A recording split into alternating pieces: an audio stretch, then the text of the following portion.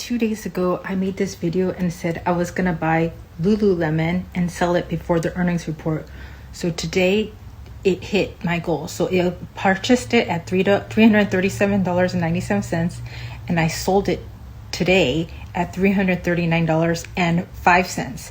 So I only made a few bucks on that because it's $2 move, but this is an expensive stock.